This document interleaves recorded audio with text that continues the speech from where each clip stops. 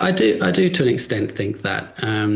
I think that in cases like this, clearly there's quite a significant amount of anxiety that Naomi's spoken about around these kind of press conferences, in line with some of the mental health experiences she's already talked about. And you would like to see maybe a little bit more flexibility from authorities around how we manage cases like this.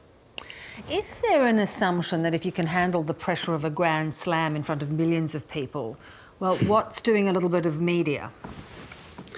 Yeah, I think there's definitely an assumption like that in the community. I also think that a big part of this is around income, and you see that in kind of the social media abuse that many athletes face.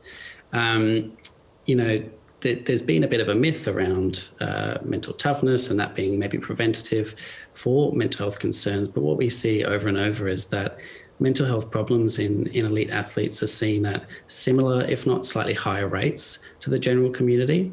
And so that's something that we're starting to understand more and something that's going to need continued work. It is interesting because from time to time you have high-profile athletes in all sporting codes coming out and admitting to depression and discussing it openly. But do the sporting code bodies behind those athletes properly prepare and manage those expectations on athletes? I think we're getting better. I think that every organisation, every sport is kind of handling this in slightly different ways. But I do believe that the ambition and the focus to try and improve the mental health and put in place preventative measures is there. I think we just haven't quite figured out the best way to do that yet. And I think there's certainly a lot more work that needs to be done with instances like this, as you say, being very common. So what do you think the best way to go about this is? It's not clearly only about the physical. The mental aspect of sport is just huge.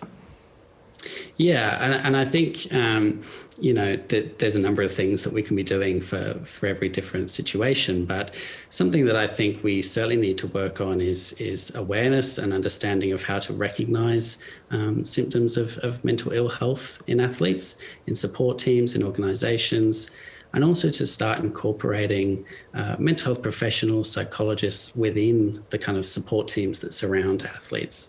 You'll see huge numbers of assistant coaches, of sports scientists, of physios, massage therapists, but very regularly there's no psychologist, there's no mental health professional. And I think that's something that we really need to start working towards improving in elite sport, but also in kind of talent development, young athlete pathways as well. Yeah.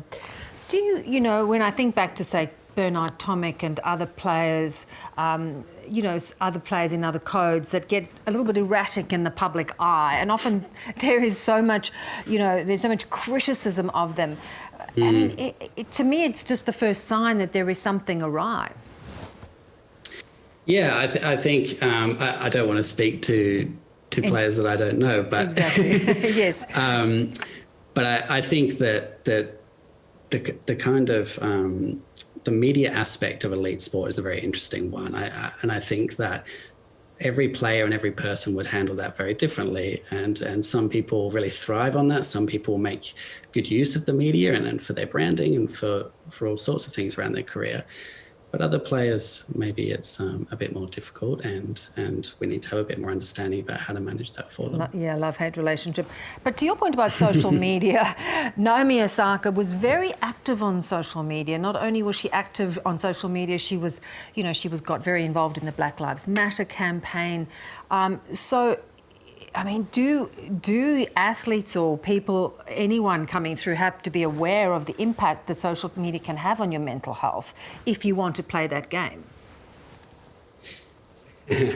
Yeah, I think that it's certainly something that we're starting to think about more.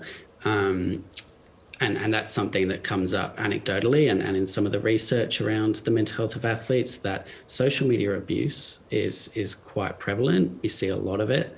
And I think that it comes to this idea that athletes are kind of characters in a pantomime.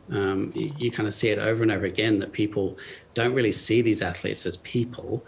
and they see them as kind of villains or heroes for pure entertainment. And I think that's something that we really need to work towards, is kind of focusing much more on these people as, yes, in many cases well paid and with many privileges, but also experiencing their own distresses.